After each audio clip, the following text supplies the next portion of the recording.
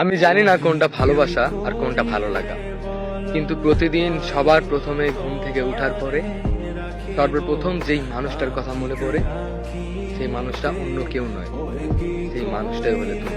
ভালো লাগে সারাদিন কাজের ফাঁকে তোমার থেকে খোঁজ নিতে, যে তুমি কি করছো, খেয়েছো কি খাওনি।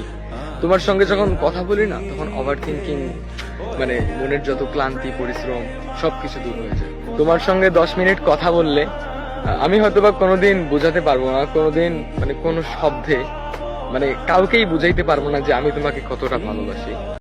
জানো প্রিয়, তোমারে দেখার লাগে না আমার মনটা সবসময় খালি ছটফট করে। এটা আমি বুঝাইতেও পারবো না তোমারে। খাঁচায় বন্দি পাখিটা যেমন ছটফট করে বাইরে উড়াল দেওয়ার জন্য, ঠিক তেমনি আমার এই মনটা তোমারে দেখার লাগা খুব ছটফট করে। তুমি আসলে বুঝতেও পারবা না কোনোদিন যে আমি তোমারে কতটা ভালোবাসি। তুমি জানো না আমি তোমাকে কতটা ভালোবাসি, কতখানি চাই। যেমন করে মৃত পথযাত্রী এক ফোঁটা পানির আশায় বেঁচে থাকে, তেমন করে আমি তোমাকে চাই। আমি চাই তুমি আমারই হও, শুধু আমারই, অন্য কারো না।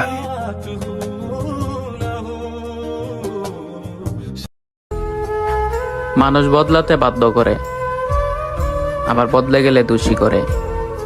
তারা থাকতে মূল্য দেয় না, কিন্তু চলে গেলে বেঈমান বলে। তোমার মধ্যে না একটা অদ্ভুত মন ভালো করে দেওয়ার ব্যাপার আছে।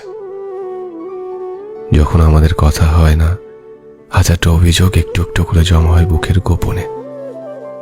তখন মনে হয় যখন তোমায় ফের কাছে পাবো, বেশ করে অভিমান দেখাবো তোমার মুখের ওপর। কিন্তু তুমি যেই না সামনে থেকে কথা বলতে শুরু করো, আমার অভিমানগুলো ডিপ ফ্রিজের বরফের মতো ঠান্ডা হয়ে যায়।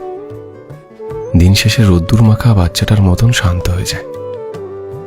তখন শুধু তোমাকে শুনতে ইচ্ছে করে, আর মনে হয় কি তোমার কথাটা যেন ফুরিয়ে না যায় এখনই। তোমার মধ্যে সত্যি একটা মন ভালো করে দেওয়ার ব্যাপার আছে, যে কারণে প্রতিবার কথার শেষে একবার খুব করে বলতে ইচ্ছে হয়, প্লিজ। गम है तो बांट लो, खफा हो गर तो डांट लो, मगर ये ना कहो हमसे अकेले उम्र काट लो। দিন শেষে যারা যোগাযোগ বন্ধ করে দিয়েছেন, আপনারা দয়া করে আর কখনো যোগাযোগ করার চেষ্টা করবেন না। বন্ধু বান্ধব, আত্মীয় স্বজন কিংবা খুব কাছের মানুষজন দেখবেন মাঝে মধ্যে যোগাযোগ বন্ধ করে দেয়।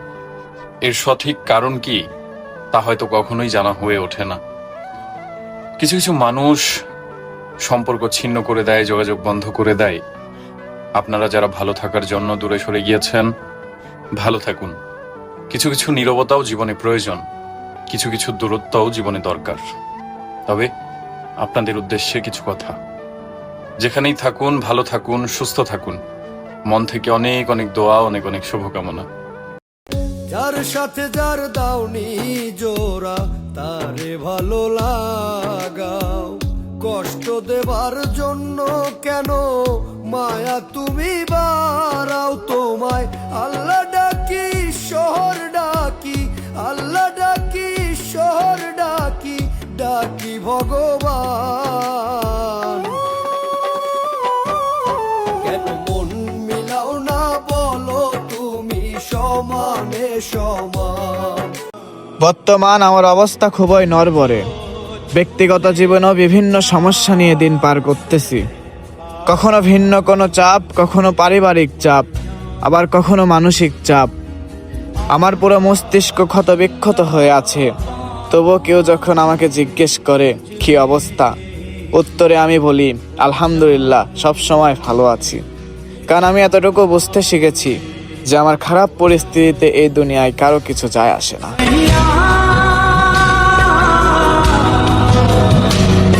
অহংকার করো না বান্দা, আল্লাহ অহংকারীকে পছন্দ করেন। ওয়ালা তামশি ফিল আরদি মারাহা, জমিনে অহংকার গর্ব করে চলো না। ইন্নাকা লান তাখরিকাল আরদা ওয়া লান তাবলুগাল জিবালা তুলা, আল্লাহ বলে বান্দা বড়াই করো না।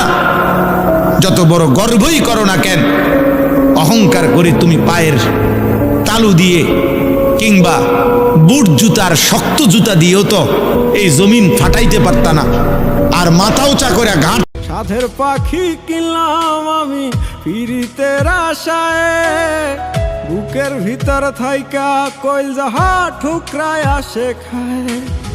পোষ মানে না বেঈমান পাখি, দয়া নাই তার মনে, অন্য জনের সাথে পাখি ভাব জামাই গোপনে রে। অন্য জনের সাথে পাখি ভাব জামাই গোপনে।